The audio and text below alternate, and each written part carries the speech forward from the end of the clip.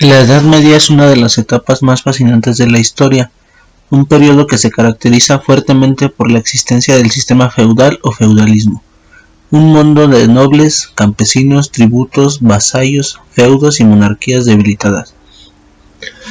Pero más allá de esto, el mundo medieval estuvo dominado por la Iglesia católica o cristiana. Por eso es esencial que para entender el desarrollo de la Edad Media investiguemos en profundidad la importancia que tuvo la Iglesia medieval.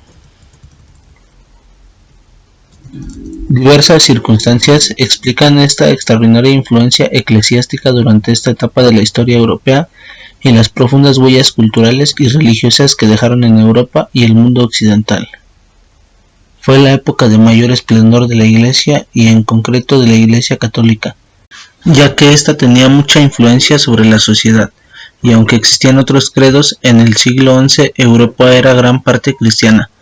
De hecho, es un periodo de la historia en el que en reinados y territorios europeos nació un nuevo concepto de unión, la cristiandad. La cristiandad vivió una etapa de gran influencia, aunque vio profundamente afectada cuando el año 1054 los obispos bizantinos negaron la autoridad del Papa, provocando el llamado Cisma de Oriente. Desde entonces, el mundo cristiano europeo se dividió en dos. Oriente optó por la Iglesia griega ortodoxa, mientras que Occidente se mantuvo fiel a la Iglesia católica romana, como se conoce todavía. En Occidente, la Iglesia se vinculó estrechamente a la sociedad feudal.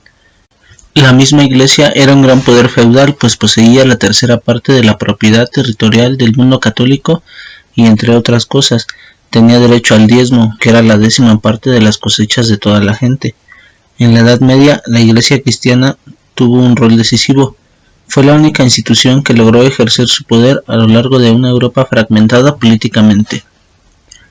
La vida cotidiana en la Edad Media y la forma de pensar de nobles y campesinos estaban muy influenciados por los principios y creencias de la Iglesia cristiana. Como consecuencia de esto, las acciones de la gente se hallaban estrechamente ligadas a las normas religiosas. La Iglesia era al mismo tiempo el centro de la vida intelectual. Desde este rol preeminente, posibilitó el afianzamiento de una particular interpretación del mundo, diseñado y ordenado según los designios de Dios. Se cristalizó así una mentalidad medieval basada en preceptos religiosos que perduró durante siglos. Ya hemos dicho cómo la Iglesia en la Edad Media tenía mucho poder. El principal motivo lo encontramos en su riqueza y, como no, en una clara organización, así como la importancia cultural y en la influencia sobre la vida social. La Iglesia se contraponía al desorden, la ignorancia y la violencia de la sociedad feudal. Todos los miembros de la Iglesia conformaban el clero, que se dividía en dos, el clero secular y el clero regular. El jefe espiritual de todos era el Papa. El clero secular. El clero secular eran aquellos miembros de la Iglesia que vivían en el mundo, mezclados con los laicos, el Papa, los arzobispos, los obispos y los párrocos. Los párrocos eran los que estaban al mando y regulaban pequeños distritos llamados parroquias. Varias parroquias formaban una diócesis cuyo jefe era un obispo y varias diócesis formaban una arquidiócesis dirigida por un arzobispo. El clero regular. A partir del siglo VI se organiza en Occidente el clero regular.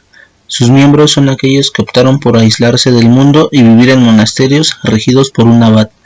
Seguían además unas reglas específicas. Su regla se basa en el lema ora et labora, es decir, reza y trabaja. En Occidente, el monacato lo inició San Benito de Nursia, quien fundó la orden benedictina, la cual obligó a sus miembros a cumplir votos de obediencia, castidad y pobreza.